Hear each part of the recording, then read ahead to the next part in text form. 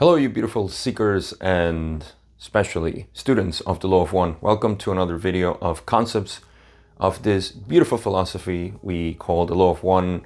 Today, we're going to talk about the veil of forgetting.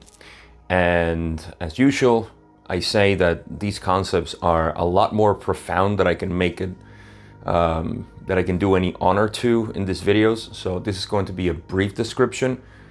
But this caveat, I would say even more now, because this concept is so fascinating that you can spend months, years, your whole life just exploring the idea of the veil of forgetting and studying the mind, specifically studying the mind. So I just want to tell you that if, again, you want to look more into this, I don't have videos on the veil of forgetting because that is coming up in session 80 something.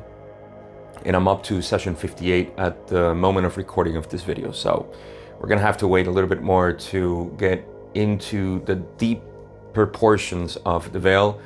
But for now, this is what we have. So I'm gonna make my best effort here to outline, like I said, all the most important things that I consider to be the veil and that are relevant for us who are trying to understand these workings of the mind and the reason why the creation implemented the veil. So again, just go with the raw material, which has a lot more information in the 80s session if you want to explore more. So with that, I can start with what I have lined up here. And again, this is just to give a sort of idea of to what is the veil, why do we have it, and what is its use. And there are so many quotes from Ra that I didn't want to include anything here because they don't explain specifically the veil in a snapshot. So this is just my attempt to, like I said, outline everything. So where do we start? What is the veil? First of all, we need to know that we are in third density, as we explored in the past videos. And this third density is one that creates a deeper illusion and what I would call the great dream at the end. And I'll explain and give you a little bit of an analogy as to why we use it and why it's so helpful. So the veil of forgetting is that division between the conscious and the unconscious. That is something that wasn't there before. If we look at our history, at least told by Ra, and I'm talking about our history of the universe, there was a time where there was no veil. So we call that the pre-veil conditions of the entities in third density. Everything existed as we know it. And as far as I remember, I think it was within this octave of experience. So within this grand experiment that we're doing right now. And there was a prior octave that I'm not going to talk about much because we don't have that much information. But from that octave, there wasn't any veil either. So I believe this was implemented at the beginnings, and there is a long history that we can read in the raw material about the exploration and experiments that they did with the veil. And it's rather complicated for me to try to summarize here, but it's really fascinating. So again, I'm just incentivizing you to go and read more about the veil in the raw material. Like I said, it's in the later sessions, probably in the 80s, is where they started exploring this. So again, we had the pre-veil condition, which was very bland and dull because the entities didn't have a division of their connection with the divine, their connection with the creator. And so they lived a life that wasn't very thrilling. And it wasn't useful because the purpose of third density is to polarize the self. And the entities would take a long time to polarize themselves because they didn't have an incentive. There are things that they talk about there about service to self, for example, didn't exist at the time, even though there was the possibility of creating catalyst of a negative polarity, but it wasn't taken seriously because everybody knew they were the creator. And so it was very easy to just exist in that third density. And easy just means that there is no challenge, and without challenge, there is no progression through the densities of consciousness, which is why the logos decided, let's create a veil, and they started the experiments. So bypassing all the experiments, which we don't have that much information, even though we have some, And we would need a little bit more information about how the division of the veil between the mind, and which is the conscious and the unconscious, and the body itself as well. There is a veil in the body, and so on. But what resulted was the following. We have now, first of all, the conscious and the unconscious. These weren't determined before, prior to the veil. Why? Because we had knowledge of everything. So there was no wall, there was no separation between what we call the conscious mind and the deepest portions of the mind. So you can call this unconscious mind something post-veil, whereas before the veil, there was just the conscious mind, which had access to the deep mind as we have access to memories right now, or something to that effect. So when the veil was introduced, the deep mind became separated from the conscious mind, and now we have what is the conscious mind, which also encompasses the subconscious as we know it. There are so many terms that we need to get into place so it makes sense. So Ra actually describes the roots of the mind as something like a tree. So there is the tree, and we have, this would be the subconscious, and this would be the conscious mind. So the top portion of the tree would be the conscious mind, and the subconscious would be the trunk. And then the roots of the tree would go all the way down to the creator, or the cosmic mind, or so on. So we, this is what we're dealing with right now, because we don't have access, even though we have access to the subconscious, we don't have access to the deepest portions of the mind. But that comes with the penetration of the veil. So it is possible. It's just that there is a prerequisite for that. And we'll get to that. So again, this is the main division, conscious from unconscious. The mind was the one that was, because the mind is the one that creates the body, and of course that channels or embodies the spirit, which is the creator itself. It's the self, the one self, the ultimate self, the one self that we all are, consciousness as we know it.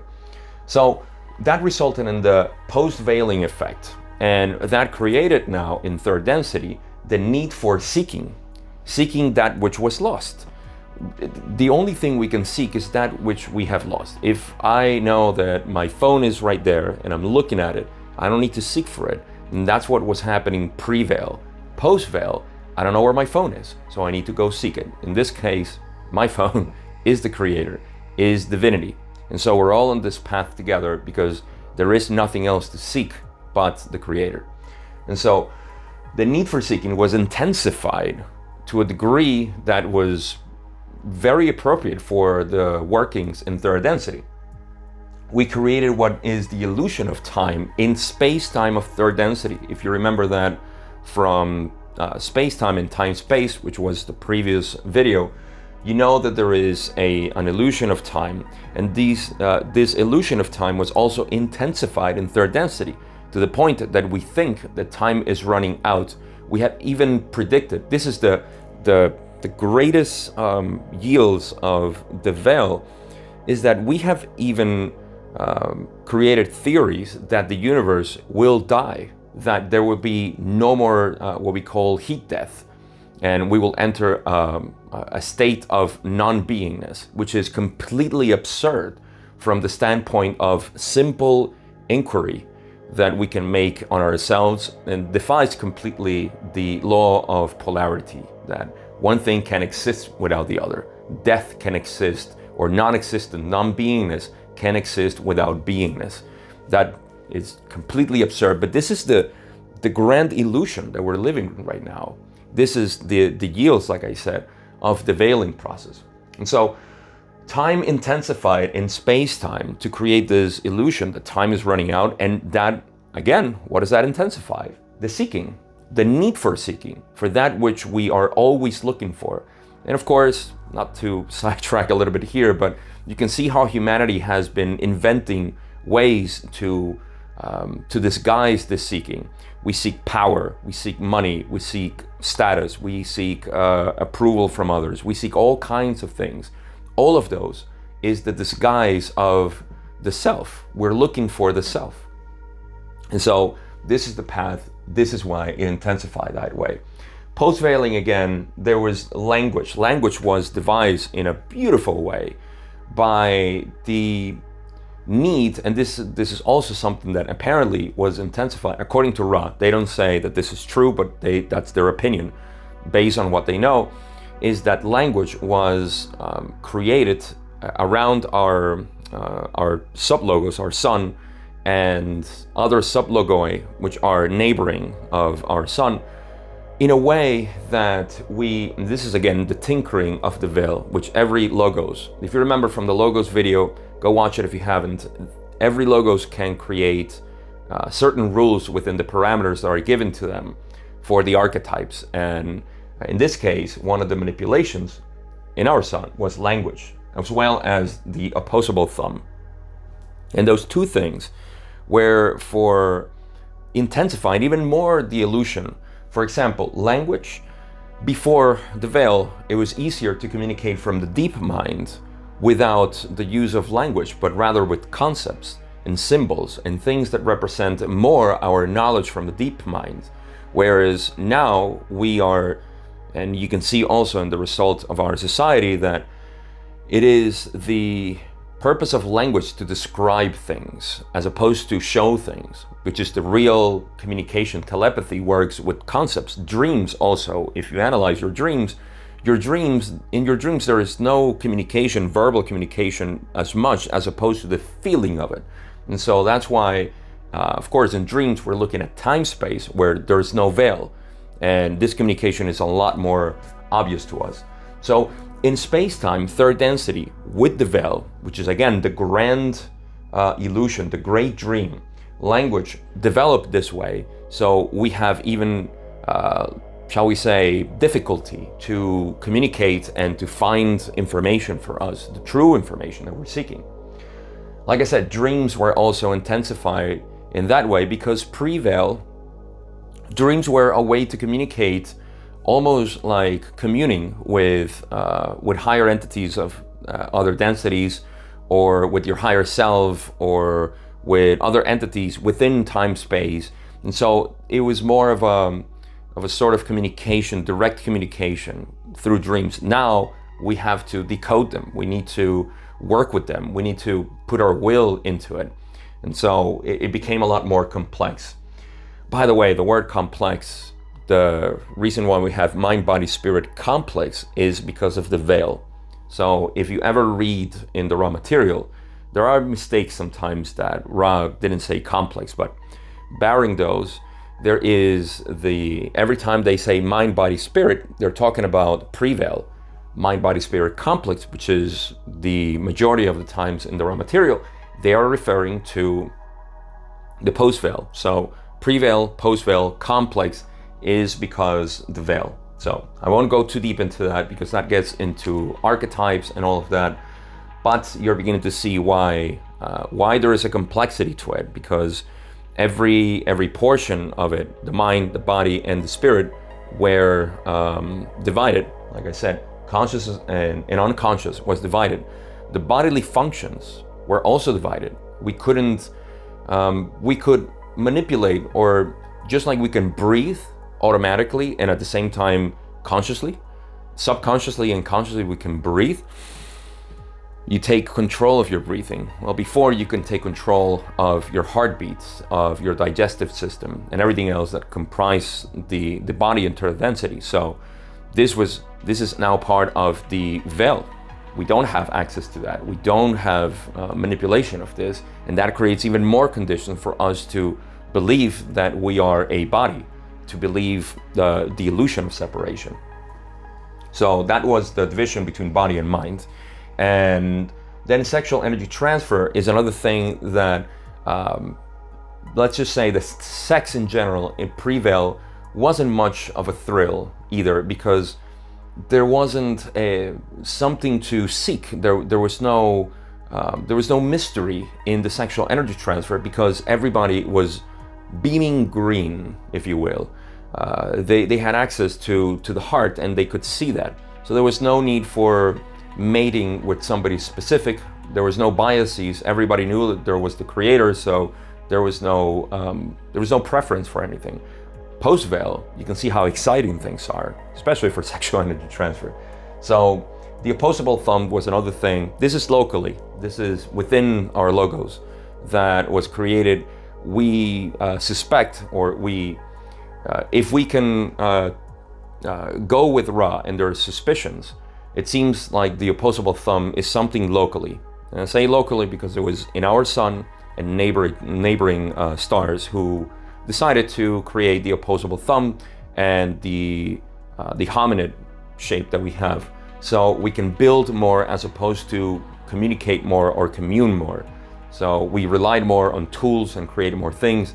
That further separates us from the seeking of the creator and tries to push us into manipulating even more the environment for our gain, which again is another way to intensify the seeking.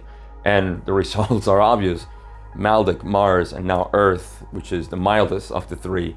And I don't know how they did it on Venus, honestly. So that is all that is post-veil. You can see that there's a lot to talk about here. And there is so much exciting stuff that we can get into, especially without experience. But I want to talk about veil penetration, which is the next point I have here. And this is how we begin to penetrate this veil. Because the veil is there to prevent us from seeing directly that we are the creator, that we are all connected. The piercing of the veil simply means the piercing of the illusion of separation, because the idea that we are separate beings, that we are here, and this is very latent in our society right now, that we are supposed to work for our own gain, or for our own family or group, or there is always a sort of division, whether it be individual, group related, nationwide, and sometimes we may even believe that we're, just the earth, that we have to survive as humanity. Well, that's not true. There is something beyond all that, and those are just limitations of identity.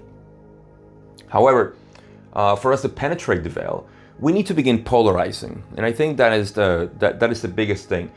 There is a sequence that I would see and repeat and say here. The polarization that we seek, once we decide to polarize ourselves, that direction of polarization is going to bring us the catalyst necessary for this polarization to happen, to accelerate. The word catalyst is exactly that. It just accelerates a process.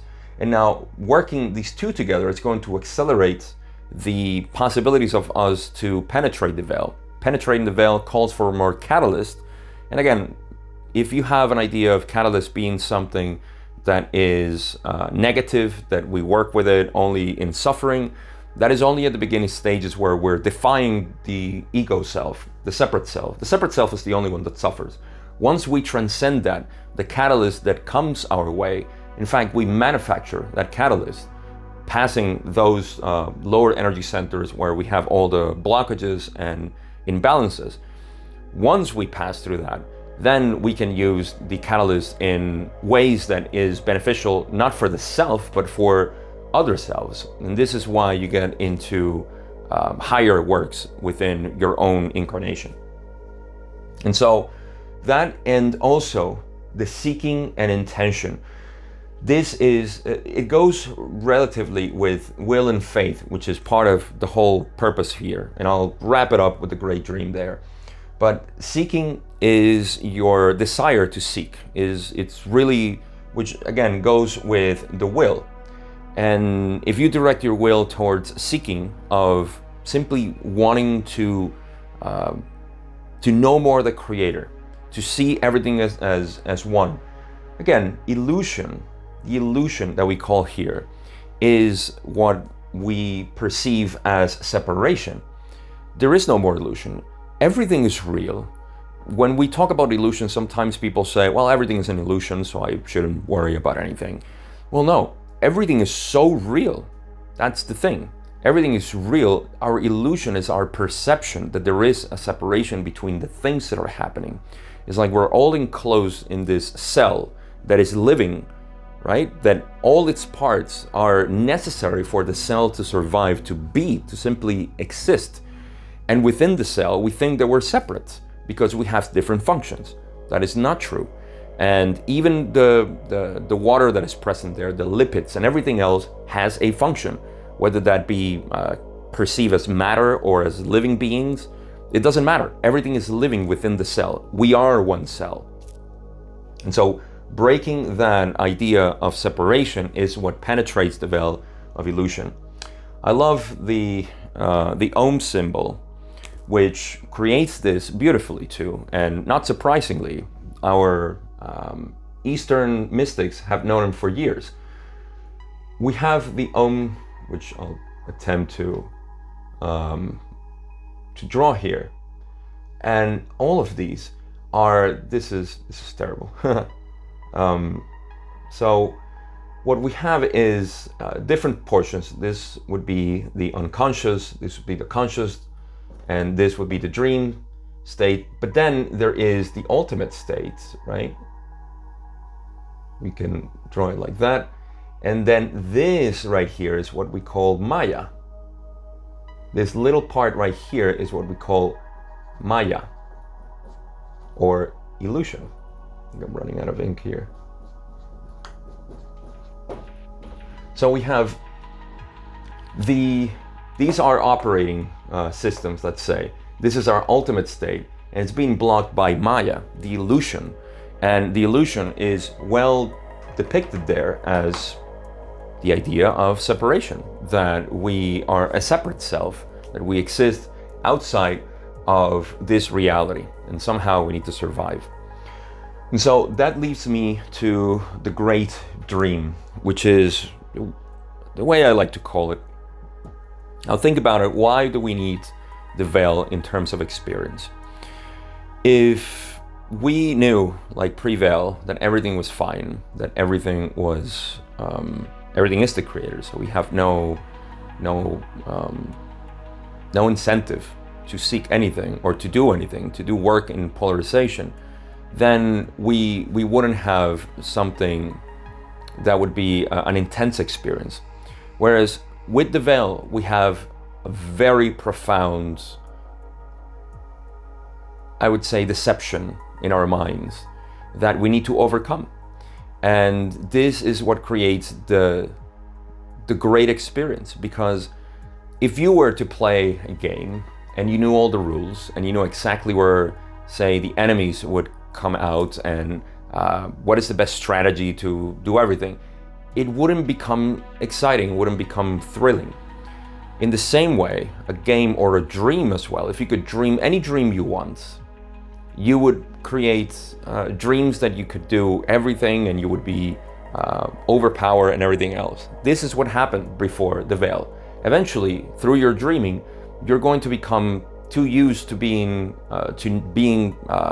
omnipotent here. So eventually you're going to want to create something more of a surprise to you, and something even more intense, to the point that you want to get lost in your dream. And that's exactly what happens in third density, in space-time, where we're living this physical illusion of separation. And what is the purpose of all of this?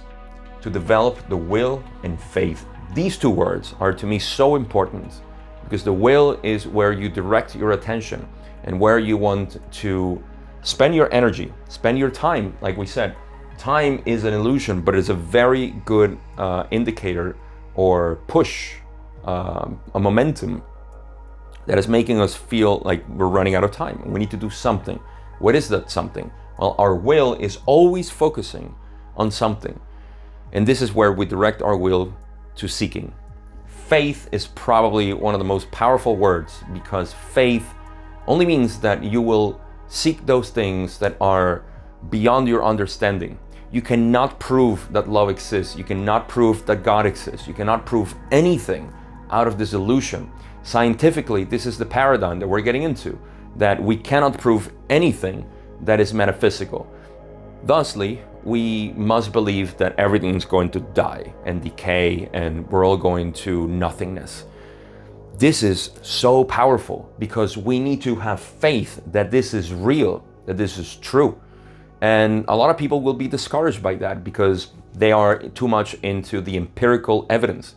But once you know, once you explore yourself, and this is the thing, faith doesn't have to exist because I said it, or somebody else, or a guru, or Jesus, or anybody else, but because you can explore it and feel it within you, that this is actually real. That in fact, the illusion is not real. The perception of separation is not real, but unity is the only thing that's real.